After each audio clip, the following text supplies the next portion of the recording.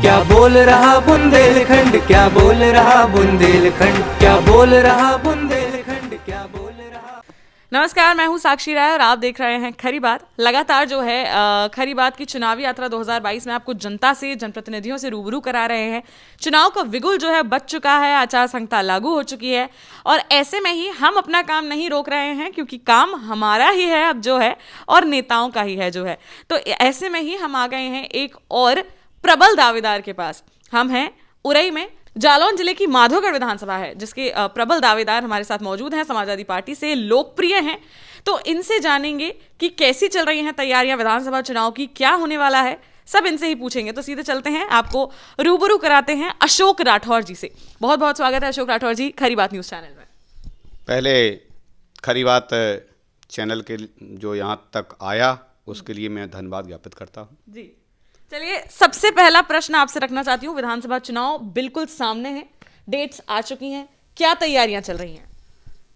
चुनाव की तैयारी विधानसभा, चूंकि विधानसभा चुनाव एक छोटा मोटा चुनाव नहीं होता है, इसमें तैयारी बरसों से करनी पड़ती है और हमारी लगभग 16 माह पहले से पूरी तैयारी है जी।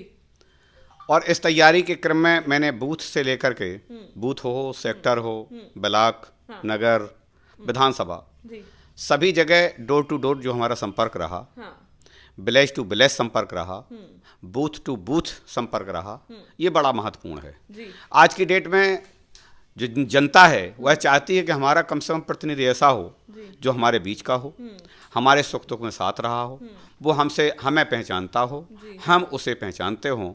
और मुझे लगता है इस तैयारी में मैं अपने विधानसभा में काम कर पाया हूँ, इसके लिए अपने आप को गौरवान्वित महसूस करता हूँ। अशोक राठौर जी, जैसे कि विधानसभा चुनाव बिल्कुल आ चुके हैं, क्या लगता है कितनी उम्मीद है कि टिकट आपका फाइनल होगा, नहीं होगा, क्या है? मैं पूरी तरह से 100% आश्वस्त हूँ कि मैं वहाँ से इस बार विधानसभा का चुनाव समाजवादी पार्टी से लड़ूंगा जी। और हमारा एक भाग होगा, सौभाग्य होगा कि हम अपनी गिनती कराते हुए माननीय अध्यक्ष, राष्ट्रीय अध्यक्ष अखिलेश यादव को अपनी एक गिनती करा पाएंगे जी।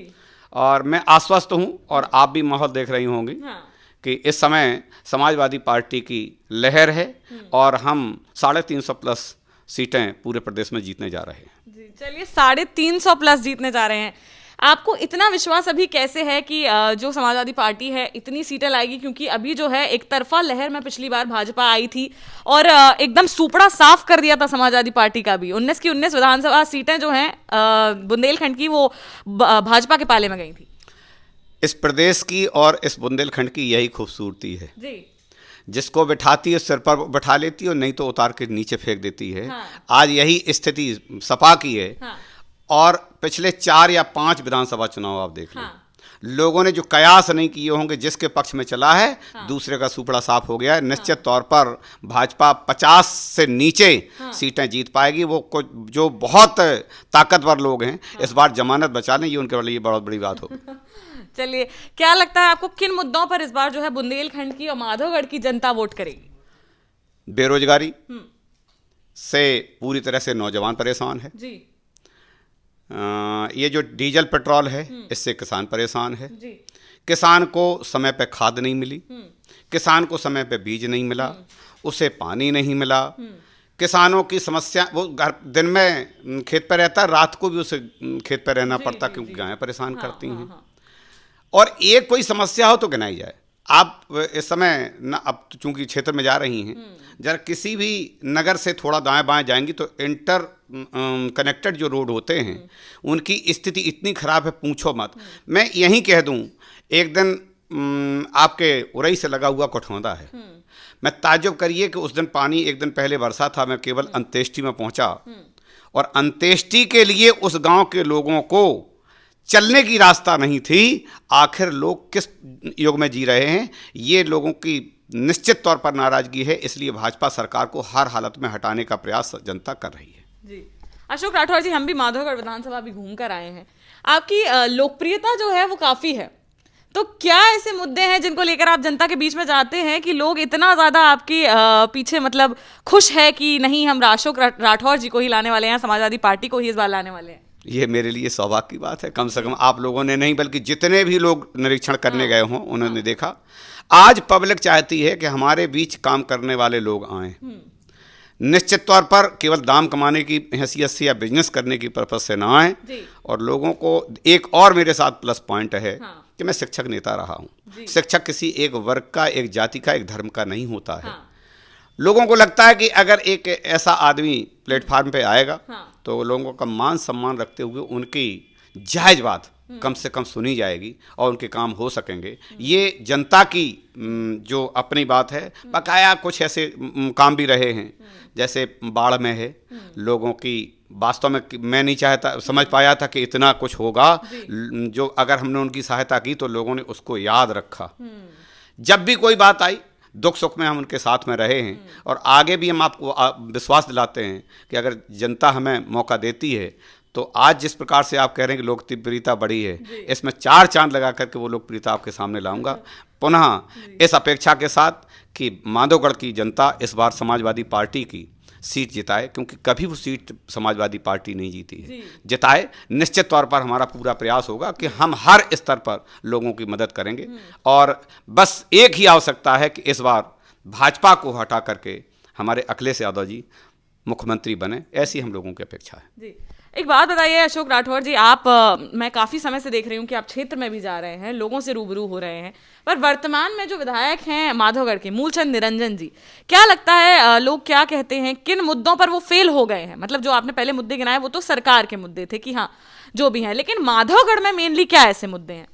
नहीं, मैं व्यक्तिगत तो किसी पर कुछ नहीं कह सकता, व्यक्तिगत अब विधायक जी बारे में भी कुछ नहीं कह सकता, उन्होंने जो किया हो। फिलहाल चुनाव का समय है, नहीं मैं कितना सेफ प्ले करेंगे आप? नहीं, मैं बिल्कुल भी किसी पर व्यक्तिगत रूप से टिप्पणी नहीं करूंगा, लेकिन हम कहें कि चाहे विधायक जी हों या विधायक जी की सरकार हो, जनता बुरी तरह से नाराज है और इसलिए भी नाराज है कि जायज मुद्दे उस क्षेत्र के सुनने चाहिए थे, समझने चाहिए थे, उनको सॉल्व करना चाहिए था। लेकिन गड्ढा मुक्त सड़कें, मुझे लगता है कहीं किसी भी जगह हम आप चलें, अभी आपको भी जाना पड़ेगा, अगर आपकी गाड़ी किसी भी जगह मेन रोड पर ना भिड़ जाए तो मुझे बता देना। तो जब कीचड़ में ही निकलना है तो फिर काहे के गड्ढा मुक्त है, कितने तुम वादे करोगे? ये गलत बात है, इसलिए लोग नाराज हैं।